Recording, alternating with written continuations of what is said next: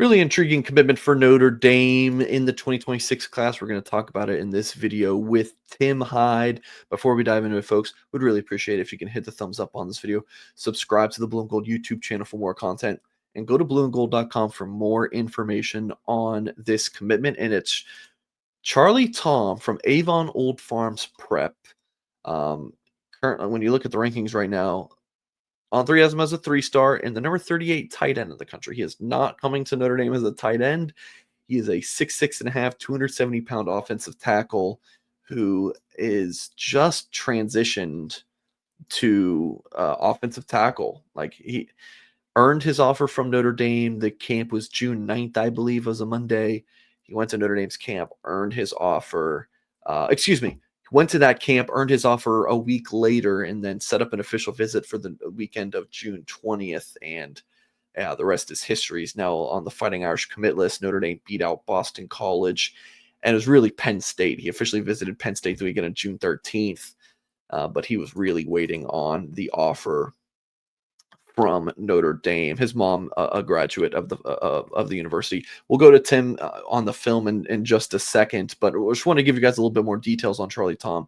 Since mid-May, he added a few Power 4 offers: Michigan State, Nebraska, Stanford, Syracuse, Virginia Tech. Got the offer from Penn State.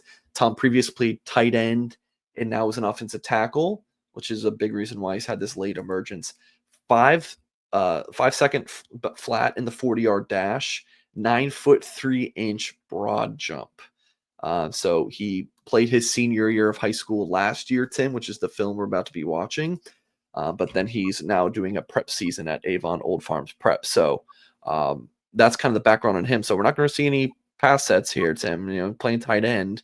But yeah, really intriguing kid. Got a little Joe Alt to him in terms of the take here. And I know we've already talked about Grayson McHugh and that commitment.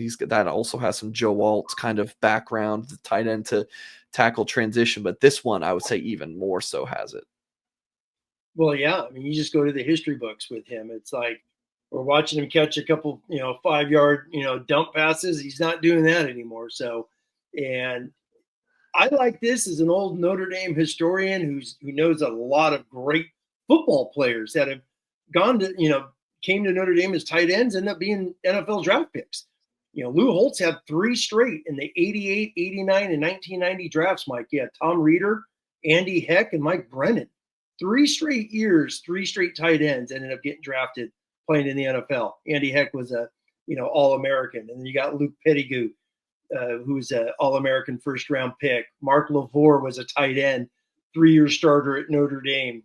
John Teasdale, an old name out of Missouri, out there, a great tight end, all-state tight end, came to Notre Dame as a 3-year starter in the Bob Davie years. Obviously, Mike McGlinchey. Mike McGlinchey, people forget, was a damn tight end in Philadelphia, goes to Notre Dame and keeps growing and goes from there. And then obviously the two biggest names is Joe Alt and the great Dave Casper, Dave Casper was an All-American tackle. And then the next year was an All-American, ended up being college and NFL Hall of Fame tight end. So he did the opposite. How crazy is that? In 1972 and 73. So you look at the skill level. Long. He's another guy's going to be that 6'6", 6'7" offensive tackle mold. Let these guys eat and lift. He's violent as could be. Outstanding footwork. You could see this kid growing, developing. A lot of, to me, when you look at him, Joe Alt, obviously, you're always going to compare with Joe Alt. But it's really Mike McGlinchey, who is just tall, skinny basketball player. This kid doesn't look skinny. This kid looks rocked up, though. No, he does. He's much bigger than when McGlinchey, obviously, in film back in the day. And Alt was thin, too. Alt was pretty thin. Was thin. So it's exciting when you look at some great, true tight ends. Because nowadays, as we know, Mike, with passing in high schools, you don't see a lot of guys like him that go from one position to another. So this is definitely one that's it's fitting, and he just knocks the heck out of that kid. Really good feet, so you could definitely see a future pass blocker with the way he could change and his good footwork. So I see him growing. I would put him at right tackle, develop, learn right tackle over the years, and see where this guy is in a couple of years. But He's an athlete, and Notre Dame has a long history of them.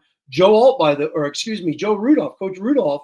There's a couple of his guys in his Wisconsin lines were tight ends, ended up being NFL picks. So he's got a few on his resume during his Wisconsin days of guys like him. So that was always good to see when I was doing some reading. Yeah, tackle's the position, Tim, where you want the development. Like you just think about like Notre Dame's tackle, like 5-star caliber guys they've signed. Like Will Black was definitely he developed a ton through high school. Now he was a bona fide 5-star by the end of it. But like Emil Wagner coming in thin, like it's all about like the athleticism, and then you put on the weight and you retain that athleticism rather than playing tackle and you're just a big dude. And it's like you're like Blake Fisher was a great offensive tackle, but he was just bigger, stronger than everyone else. But some of these kids have more upside. They do, because you just saw that they're able to, their hand-eye coordination. I mean, this guy is used to catching passes, and on that last play, running people over, which means he's not afraid, and he has feet to be able to do those skills. So let me interrupt you. Fisher probably wasn't that was probably more of an exception, because he was just a freak show, and I'm not saying that these kids are all gonna be better than Blake Fisher, a 2nd-round pick, but started as a true freshman in Notre Dame. But like my point is that you want these developmental kids, like, oh, you're a tight end turned that now an offensive tackle, or you play basketball. These this is what you want at tackle. You want the development. It's a developmental position. You can get the ready-made kids like Blake Fisher, but something special about the Joe Alts of the world, Tim, and Michael Lynch's. Yeah, Joe Alt, McGlinchey, Liam Eichenberg did not get on the field till his 3rd year. So there's tons of guys like that. Zach Martin obviously played early, but his offensive tackle mate for a couple of years was Taylor Deaver. He didn't get on the field until late. So there's a long history of guys like that who just, bam, as you know me, eat, lift, go to class, get beat up on the practice field, learn and develop.